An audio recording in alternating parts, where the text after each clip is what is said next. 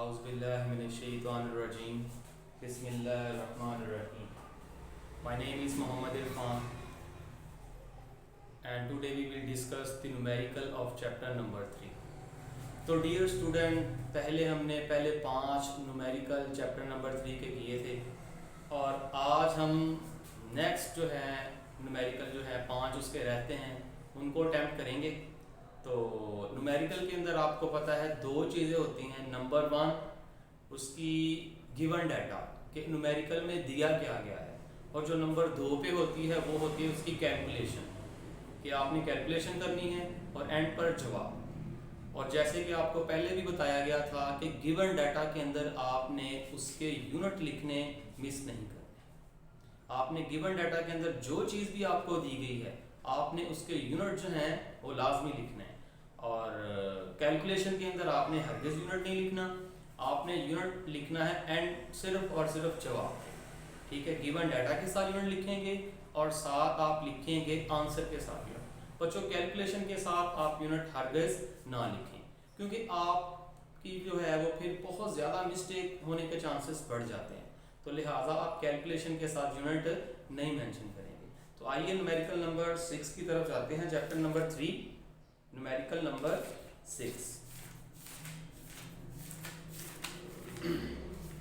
हाँ जी, देखें जी, इसकी स्टेटमेंट है एक बे फ्रिक्शन पुली पर से गुजरने वाली डोरी के सिरों से 52 kg मैस और 48 kg मैस के 2 अजसाम मुंसलिक हैं। तो क्या उसने कहा पुली के साथ 2 अजसाम मुंसलिक हैं। पहले का मास है 52 kg यानी कि m1 is equal to 52 kg, और उसके बाद दूसरा मास 48 kg यानी कि m2 is equal to 48 kg।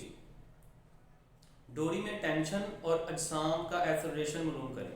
तो 2 चीज़ें आपने इसमें कैलकुलेट करनी है इस न्यूमेरिकल के अंदर। एक तो बच्चों आप कैलकुलेट करेंगे उसका एक्सेलरेशन और दूसरी आपने कैलकुलेशन करनी है उसकी टेंशन।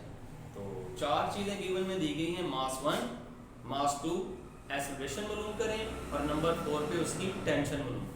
ये 4 चीज़ें जो हैं वो गिवन में हैं। देखिए गिवन डाटा लिखते हैं,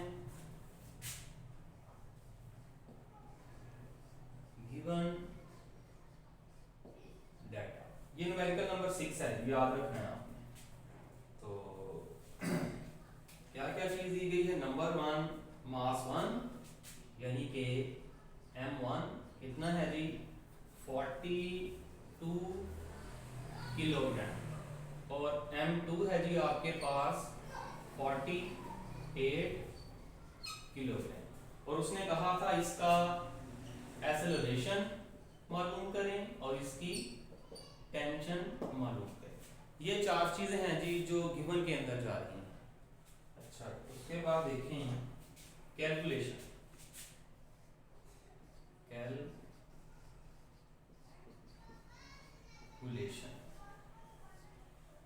तो कैलकुलेशन के अंदर भी आपको एक्सेलरेशन का फार्मूला यूज करें और इसने एक साथ कंडीशन लगाई है वो आपने याद रखनी है। इस न्यूमेरिकल के अंदर अजसाम अमूदन है। अजसाम अमूदन है मतलब कि ये पुली है आपके पास और इस तरह पुली के ऊपर से डोरी गुजर रही है और ये आपके पास पहला मास है और ये आपके पास दूसरा मास। इसका मतलब होता है कि दोनों मास जो हैं वो अमूदन है। याद रखें, अगर दोनों मास अमूदन होंगे तो फार्मूले कुछ और होंगे। अगर एक मास जो है अमूदन होगा और दूसरा अमूदन नहीं है यानी कि दूसरा मास उफकी है, यानी कि इस तरीके से उफकी है, तो वो फार्मूले कुछ होगा। इसमें उसने कहा दोनों मासेस जो हैं वो अमूदन होंगे। ठीक है, तो अमूदन के लिए एक्सेलरेशन का फार्मूला कुछ और है, टेंशन का फार्मूला कुछ और है। इसी तरीके से अगर दोनों अमूदन नहीं है तो एक्सेलरेशन और टेंशन का फार्मूला कुछ और होगा। तो देखते हैं कि अमूदन में एक्सेलरेशन का फार्मूला क्या है। Acceleration is equal to m1 minus m2 m1 plus m2 multiply by gravitation acceleration। तो ये केस उसमें फार्मूला है जब दोनों मास अमूदन है। तो वैल्यू इसमें सब्स्टिट्यूट करें। m1 कितना है 52 और m2 40 48 52 माइनस 48 और g की वैल्यू फिक्स होती है 10। दोनों को माइनस करें, सॉरी यहाँ पर प्लस था। हाँ जी, तो आपको मैं यही सजेस्ट करूंगा कि जब भी कैलकुलेशन आए आप उसके अंदर कैलकुलेटर यूज करें। ठीक है, तो पेपरों में आपने लाजमी कैलकुलेटर यूज करना है, अदरवाइज आप जुबानी किया करें। देखें जी, 52 माइनस 48 आप करेंगे तो आपके पास यहाँ पे आंसर आ जाएगा 4 ओवर, इन दोनों को ऐड करें, ये आ गया 100 मल्टीप्लाई बाय 10।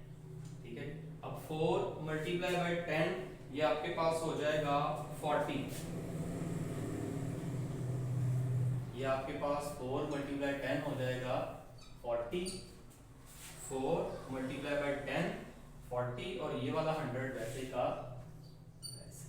ठीक है, अब आप कैलकुलेटर यूज करें, 40 डिवाइडिंग बाय 100 आपके पास निकला आएगा 0.4। तो ये डियर स्टूडेंट एक्सेलरेशन का जो है वो वैल्यू आ गई है, और इसके साथ क्योंकि ये आंसर है आपने यूनिट लाजमी मेंशन करना। तो एक्सेलरेशन का यूनिट होता है मीटर पर सेकंड स्क्वायर। ये आपके पास एक चीज कैलकुलेट होगी। अब टेंशन की तरफ आते हैं कि टेंशन का इसका फार्मूला क्या है। टेंशन का बच्चों फार्मूला है T is equal to m1 m2 m1 plus m2 और multiply by g।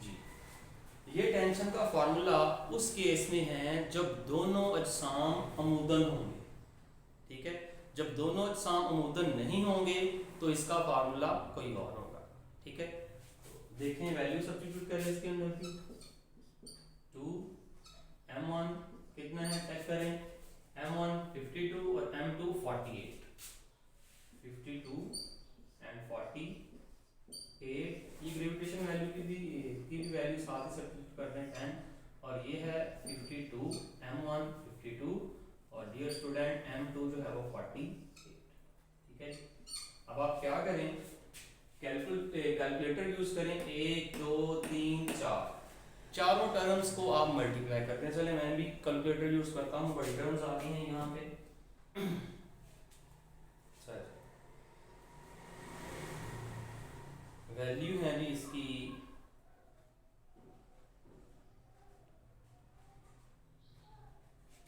2 multiply 52 multiply 48 multiply 10, ये मेरे पास निकल आया 49,920, और इन दोनों को ऐड अप करें ये हो जाएगा 100। तो इनको डिवाइड करेंगे ये आपके पास आएगा 499.20। तो अगर आप उसे राउंड ऑफ करेंगे तो ये पूरे का पूरा बन जाएगा 500। ये आपके पास जी टेंशन की वैल्यू निकल आई है। तो टेंशन के साथ भी आप यूनिट मेंशन कर दें न्यूटन। तो दो चीजें उसने फाइंड आउट करने के लिए कहा था, एक एक्सेलरेशन जो आपके पास 0.4 मीटर पर सेकंड स्क्वायर निकला है, और दूसरी थी टेंशन के टेंशन निकाले, वो आपके पास निकला है 500 न्यूटन। तो डियर स्टूडेंट आप दोबारा एक बार सुन लें, आपने सिर्फ और सिर्फ यूनिट लिखने हैं। एक तो गिवन डाटा के साथ, ये हमारा गिवन डाटा है यहाँ से लेकर यहाँ, एक तो आपने गिवन डाटा के साथ यूनिट लिखने हैं, और दूसरा आपने यूनिट लिखने हैं सिर्फ और सिर्फ आंसर के साथ। ये जितनी भी कैलकुलेशन है, ये 52 के साथ मैंने किलोग्राम नहीं लिखा, 48 के साथ नहीं लिखा, इसके साथ मैंने नहीं लिखा, तो लिहाजा कैलकुलेशन के अंदर आपने यूनिट नहीं लिखनी। आप यूनिट सिर्फ और सिर्फ लिखें गिवन डाटा के अंदर और प्लस उसके आंसर के साथ। अगर आपको कोई पॉइंट इस न्यूमेरिकल में क्लियर नहीं हुआ तो आप कमेंट सेक्शन में आएँ और कमेंट करें, पूछें कि यहाँ से क्लियर नहीं हुआ, इंशाल्लाह आपको उस कमेंट का जवाब ज़रूर दिया जाएगा। तो चलिए दूसरे न्यूमेरिकल पर चलते हैं। वो भी इसी तरह का है कि एक बे फ्रिक्शन पुल्ली से गुजरने वाली डोरी से 26 kg और 24 kg मास के दो अजसाम मुंसलिक हैं, यानी कि इसमें भी दो मासेस हैं। ठीक है, और जो 26 kg मास का जिस्म है ना वो उफ़क़ी सतह पर है, आपने याद रखना है 26 वाला उफ़क़ी सतह पर है। ठीक है, यानी कि इसमें दोनों अमूदन लटक रहे नहीं कहा। ठीक है, जिस तरह ये न्यूमेरिकल नंबर 6 के अंदर इसने कहा कि दोनों अजसाम अमूदन लटक रहे हैं, इसमें अमूदन उसने नहीं कहा, वो कह रहा है एक जो है वो उफकी सतह पर है और वो कौन सा है 26 किलोग्राम वाला। आपने याद रखना है जो उफकी सतह पर होगा बच्चों आपने उसे M2 कंसिडर करना है, M1 आपने उसी को कंसिडर करना है जो अमूदन लटक रहा है। जैसे कि अभी डायग्राम बना के दिखाता हूँ। नेक्स्ट न्यूमेरिकल की देखें, ये गिवन डाटा लिखा रहने देते हैं, ये हमारे पास यूज होगा दोबारा से।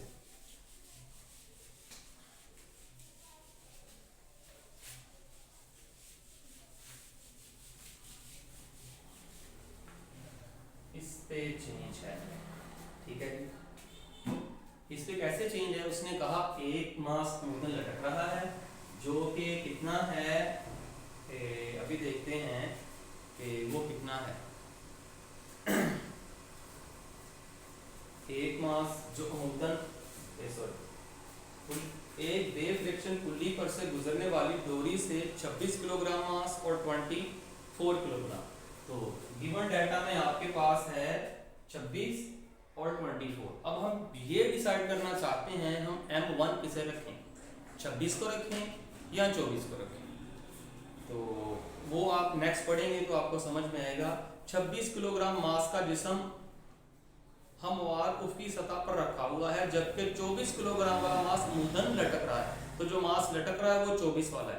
तो आपने M1 जो है वो 24 kg लेना है। क्यों 24 kg लेना है? क्योंकि ये वाला मास अमूदन लटक रहा है और ये वाला बच्चों किसी इस तरह मेज के ऊपर, ठीक है, मास पड़ा हो सकता है इस तरीके से, ठीक है। तो ये जो मास है वो है 26, ठीक है। इमेज इसकी लेफ्ट भी बना देते हैं, ठीक है। तो ये मास क्योंकि अमूदन लटक रहा है, आपने इसे लेना है 24 kg और ये आपने 1 कंसीडर करना है। जो उफकी सतह पर पड़ा हुआ है वो आपने 2 कंसीडर करना है। इस बात पर गौर रखें, वरना न्यूमेरिकल का सारा ही जो है वो गलत हो जाएगा आपका न्यूमेरिकल, ठीक है। देखें M1 मैंने लिया जो अमूदन लटक रहा है और M2 मैंने लिया मास 26 kg, ठीक है। इसमें भी वही चीज है कि एक्सेलरेशन मालूम करें और इसकी टेंशन मालूम करें। तो ये 4 चीजें जो हैं वो आपके गिवन डाटा के अंदर है। उसी तरीके से जिस तरह न्यूमेरिकल नंबर 6 में आपने ये 4 चीजें जो थी गिवन में थी, और इसी तरह इसमें भी ये 4 चीजें गिवन में है। फर्क क्या है, दैट इज द डिफरेंस, कि जो एक मास है वो लटक रहा है और दूसरा हॉरिजॉन्टल। देखें कैलकुलेशन करते हैं।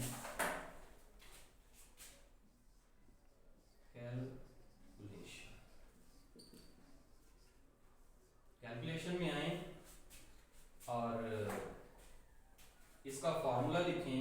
क्योंकि दोनों मास अमूदन नहीं लटक रहे, एक दूसरा है, तो इसका फार्मूला होता है M1 G over M1 plus M2। Value substitute करें, M1 24, G 10 होता है, M1 कितना 24 प्लस 26। तो डियर स्टूडेंट इन दोनों को आप मल्टीप्लाई करें, 24 × 10 ये बन जाएगा 240। इन दोनों को ऐड करें, 6 और 4 10, एक आंसर 2 और 2 4 और 1 5। अब आप क्या करें, इन दोनों को डिवाइड करें, कैलकुलेटर यूज कर लें। मैं भी कैलकुलेटर यूज कर लेता हूँ। तो कैलकुलेटर में करना क्या है, आपने 240 तक़सीम 50, तो मेरे पास बच्चों निकला 4.8 और यहाँ पर आंसर भी है 4.8। एक्सेलरेशन का मेरे पास आंसर निकल आया 4.8। और एक्सेलरेशन का यूनिट क्या है, you know what is the unit of acceleration? Acceleration का यूनिट है मीटर पर सेकंड स्क्वायर, मीटर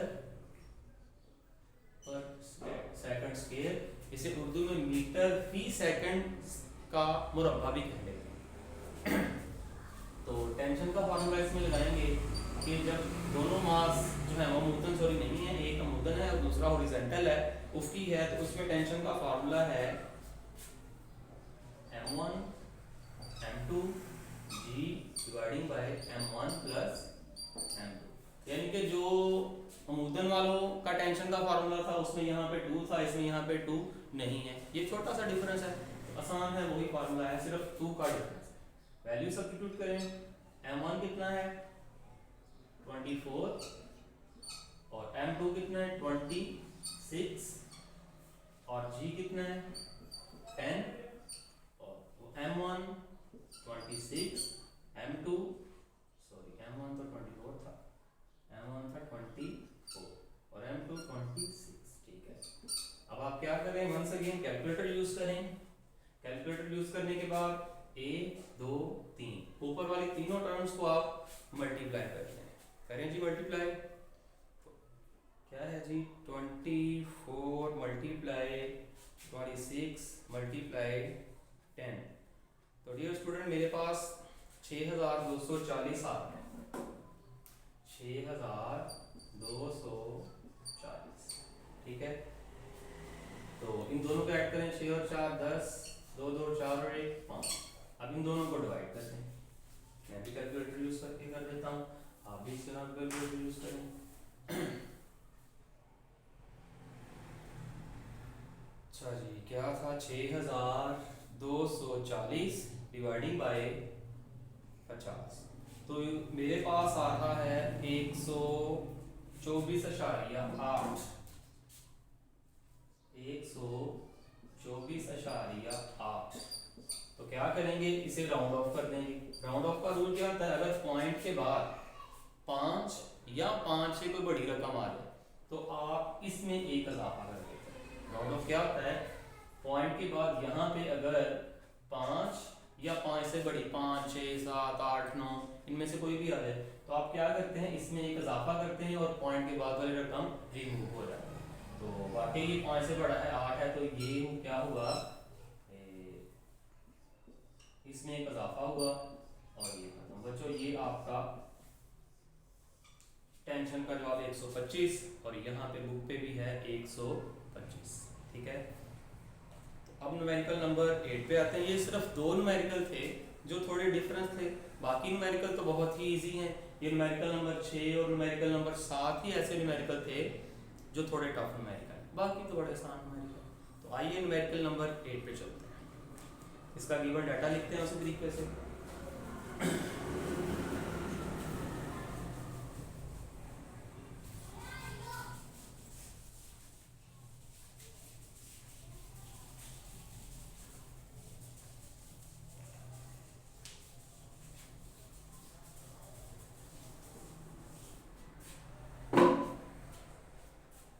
अच्छा जी बच्चों, आपने याद रखना है numerical number 8 very very important numerical. ये बोर्ड के लिहाज से बहुत इंपॉर्टेंट न्यूमेरिकल है। जो न्यूमेरिकल नंबर 6 और 7 हैं ये बोर्ड में बहुत ही कम पूछे जाते हैं, लेकिन इस तरह के न्यूमेरिकल जैसे कि न्यूमेरिकल नंबर 8 है, छोटी सी स्टेटमेंट, ठीक है, और सादा सा फार्मूला, इस तरह के आपके 9th 10th के न्यूमेरिकल्स होते हैं। तो आप याद रखें इस न्यूमेरिकल पर आपने ज़्यादा फोकस करना है भी बहुत आसान। सिर्फ आप इस वीडियो में इसे गौर से देख लें, आप यकीन माने डायरेक्ट अपनी कॉपी पेंसिल पर जुबानी कर सकते हैं। तो इस न्यूमेरिकल को आपने याद रखना है, न्यूमेरिकल नंबर 8 मैंने कहा इंपॉर्टेंट न्यूमेरिकल। अच्छा जी, न्यूमेरिकल नंबर 8, ठीक है, ये VIP न्यूमेरिकल है, इंपॉर्टेंट न्यूमेरिकल है। आपने इसे याद रखना है कि मैंने इस न्यूमेरिकल को इंपॉर्टेंट न्यूमेरिकल कहा। तो गिवन डाटा की तरफ आए, गिवन डाटा, तो इसका गिवन डाटा में क्या है जो देखें, किसी जिस्म के मोमेंटम में 22 न्यूटन सेकंड की तब्दीली पैदा करने के लिए, कितना मोमेंटम में तब्दीली दी गई है 22 न्यूटन सेकंड। तो मोमेंटम में तब्दीली उसने दी है, ये साइन जो है ये चेंज के लिए यूज होता है, मोमेंटम में तब्दीली, चेंज ऑफ मोमेंटम, ठीक है। तो ये sign change in momentum is equal to कितना है 22 न्यूटन सेकंड। तो मोमेंटम में तब्दीली कितनी है, चेंज ऑफ मोमेंटम कितना है 22 न्यूटन सेकंड। ये पहला गिवन डाटा। दूसरा, 22 न्यूटन सेकंड की तब्दीली पैदा करने के लिए 20 न्यूटन की फोर्स को, कितनी फोर्स उसने दी थी? 20 न्यूटन फोर्स। ये गिवन में फोर्स आ गई है कि फोर्स है हमारे पास कितनी? 20 न्यूटन फोर्स। 20 न्यूटन की फोर्स को कितना वक्त दरकार है? कितना वक्त, यानी कि वक्त निकाले। वो कह रहा है कितना वक्त दरकार है, यानी कि कितना वक्त उसका चाहिए। तो टाइम आपने कैलकुलेट करना है। तो ये तीन चीजें जो हैं वो गिवन डाटा के अंदर है, और आप देखेंगे कि ये तीन चीजें कौन से फॉर्मूला में आती हैं। ये मोमेंटम का दूसरा कानून with respect to, sorry Newton का दूसरा कानून विद रिस्पेक्ट टू मोमेंटम। वैसे तो न्यूटन का दूसरा कानून F is equal to ma है, तो न्यूटन का दूसरा कानून मोमेंटम के लिहाज से उसका फार्मूला है F is equal to delta P over T। ठीक है, तो वो यूज होगा इसके अंदर। कैलकुलेशन में है कैलकुलेशन,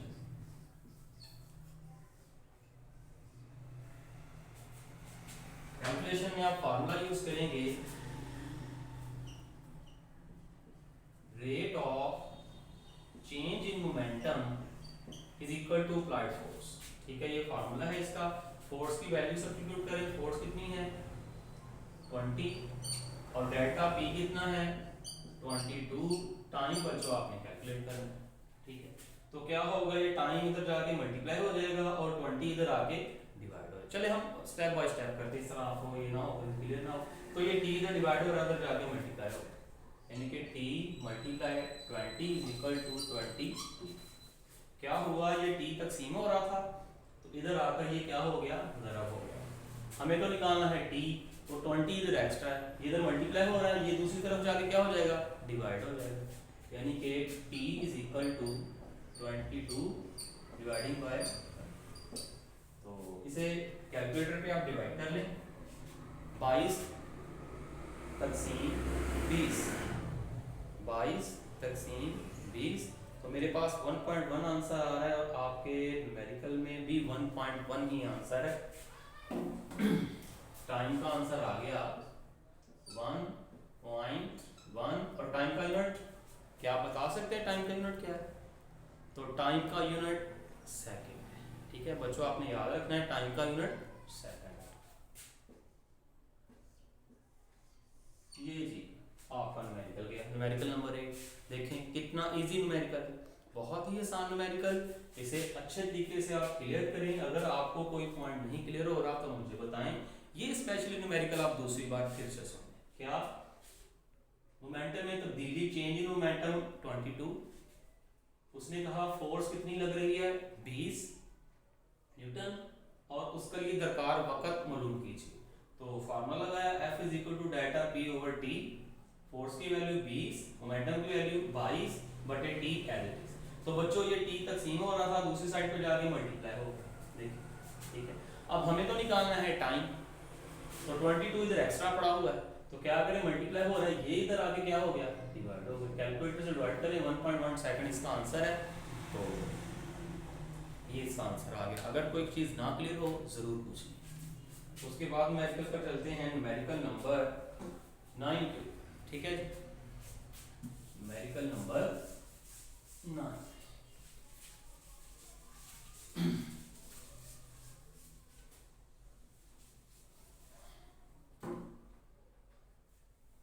देखिए जी, न्यूमेरिकल नंबर 9 में 5 किलोग्राम मास के लकड़ी का ब्लॉक, कितना मास दी, सॉरी गिवन डाटा पहले लिखिए, गिवन डाटा, और ये आपका न्यूमेरिकल नंबर है 9। ठीक है, न्यूमेरिकल नंबर। तो गिवन डाटा में क्या वो कहता है? 5 किलोग्राम मास के लकड़ी के ब्लॉक, यानी कि जो लकड़ी का ब्लॉक है उसका मास है 5 किलोग्राम, यानी कि mass is equal to 5 kg। और संगे मरमर के उफकी फर्श के दरमियान फ्रिक्शन की कितनी फोर्स होगी? तो फोर्स कितनी होगी ये उसने पूछा। F आपने फाइंड आउट करना है। और उसके बाद लकड़ी और संगे मरमर के दरमियान coefficient of friction. Coefficient of friction का मतलब म्यू, कितना दिया उसने कोफिशिएंट ऑफ फ्रिक्शन 0.6। तो निकाले फोर्स, ये है जी आपके पास गिवन डाटा। कैलकुलेशन के अंदर चलते हैं।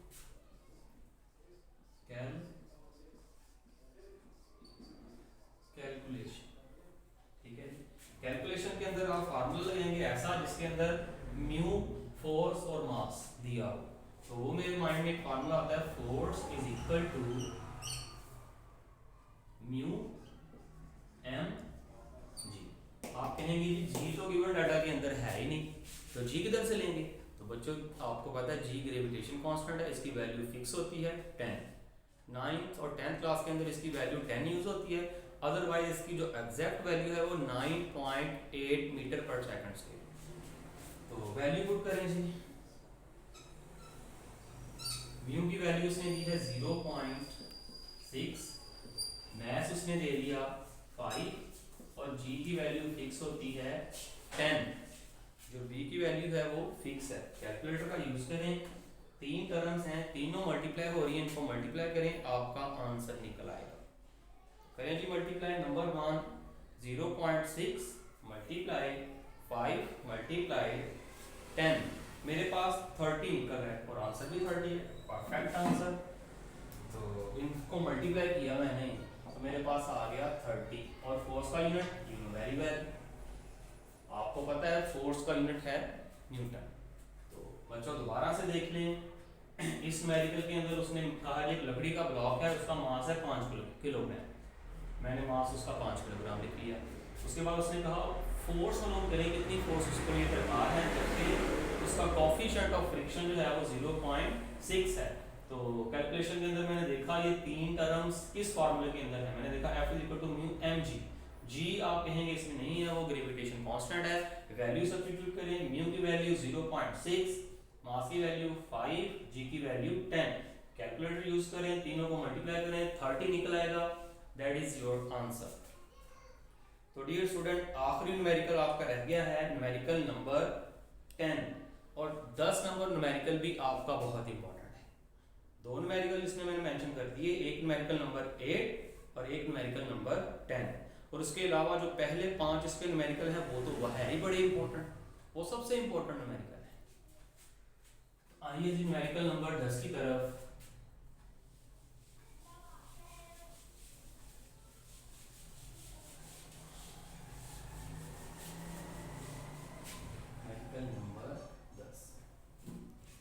Numerical number 10। तो इसके अंदर गिवन डाटा देखते हैं जी। 0.5 किलोग्राम मास, मास कितना 0.5 किलोग्राम मास के जिस्म, a body having mass 0.5 kilogram. तो यानी कि बॉडी है उसका जो मास है वो है 0.5 किलोग्राम के जिस्म को 50 सेंटीमीटर रेडियस। तो रेडियस कितना दिया गया है 50 सेंटीमीटर। तो सबसे पहले आपने याद रखना है वहां एक ऐसा न्यूमेरिकल आया जिसमें हमने गिवन डाटा लिखा ही नहीं है इसमें हमने। तो सबसे पहले गिवन डाटा मेंशन करेंगे आप यहाँ पे। गिवन अच्छा, तो गिवन डाटा के अंदर फर्स्ट टाइम ऐसी टर्म आई है जिसे हम थोड़ा सा हल करेंगे 50 सेंटीमीटर। तो रेडियस यानी कि लंबाई का यूनिट होता है मीटर और यहाँ पर इसने लिखा है सेंटीमीटर। तो हम क्या करेंगे, पहले सेंटीमीटर को मीटर के अंदर चेंज करेंगे, देन जो है वो हमारा न्यूमेरिकल ये कंटिन्यू होगा। तो पहले आप 50 सेंटीमीटर को मीटर में चेंज करें। उसके लिए क्या है जी, आप 100 के साथ डिवाइड करेंगे क्योंकि 1 मीटर के अंदर 100 सेंटीमीटर होते हैं। मीटर को सेंटीमीटर को अगर मीटर में कन्वर्ट करना है तो आप 100 के साथ क्या करेंगे, डिवाइड करेंगे। इन दोनों को डिवाइड करेंगे कैलकुलेटर के अंदर, आपके पास आ जाएगा 0.5 मीटर। अब सेंटीमीटर नहीं, अब क्या बन गया, मीटर बन गया। आगे देखिए वाहद जो है वो गिवन डाटा के अंदर हमने थोड़ी सी कैलकुलेशन की है। याद रखें अगर गिवन डाटा के अंदर ऐसा यूनिट ना हो तो पहले आप ऐसा यूनिट में उसे कन्वर्ट कर लेते हैं। अच्छा, उसके बाद दायरे में 3 मीटर पर सेकंड की speed, velocity of a body is 3 metre पर सेकंड। तो वेलोसिटी कितनी है? 3 मीटर पर सेकंड की स्पीड से घुमाने के लिए कितनी सेंटीपिटल फोर्स, कौन सी फोर्स? सेंटीपिटल फोर्स, यानी कि एफसी। एफसी आपने मालूम करना है, यानी कि सेंटीपिटल फोर्स आपने कैलकुलेट करनी है। ये न्यूमेरिकल इंपॉर्टेंट है, मैंने आपको पहले ही कहा ये न्यूमेरिकल इंपॉर्टेंट न्यूमेरिकल नंबर 10। तो कैलकुलेशन करते हैं इसकी।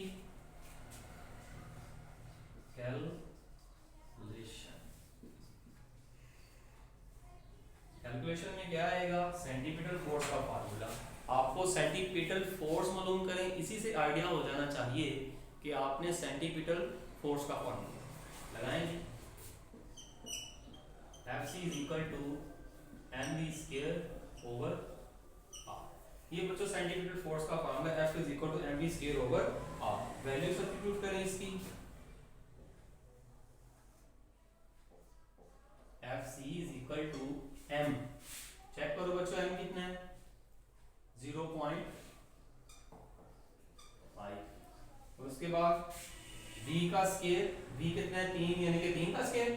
तो ये हो गया 3 का square dividing by r। r check करें कितना है? 0.5।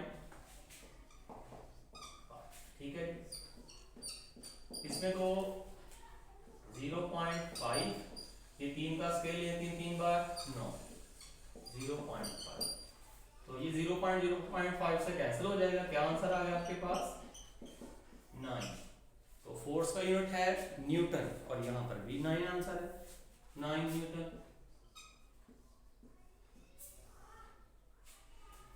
तो ये न्यूमेरिकल बच्चों इंपॉर्टेंट न्यूमेरिकल है। ये आपका न्यूमेरिकल सेशन आज का चैप्टर नंबर 3 जो है वो मुकम्मल हो गया। अगर आपको कोई न्यूमेरिकल क्लियर ना हो या आपको कोई चीज़ समझ ना आए तो डियर स्टूडेंट आप कमेंट सेक्शन में आए, कमेंट करें, हमसे पूछें कि ये वाली चीज़ जो है हमारी क्लियर नहीं हुई। इंशाल्लाह आपके कमेंट का ज़रूर जवाब दिया जाएगा और आपको सेटिस्फाई किया जाएगा कि ये न्यूमेरिकल कहाँ से आपको प्रॉब्लम करता है, वो भी आप मुझे बताएं, वहाँ पे भी आपको इंशाल्लाह क्लियर करवाऊँगा। तो लिहाजा अगर आपको ये वीडियो अच्छी लगती है तो कमेंट सेक्शन में आकर बताएं कि आपको कौन सा न्यूमेरिकल सबसे इम्पोर्टेंट लग रहा है। तो डियर स्टूडेंट, ये आपके लिए एक बड़ा बेहतरीन टाइम है। आप इस टाइम पे अगर फोकस करेंगे अपनी पढ़ाई के ऊपर बेहतरीन नंबर हासिल करने का, यही आपके पास मौका है। तो अगर आपको वीडियो अच्छी लगी है तो लाइक करें, कमेंट करें। शुक्रिया।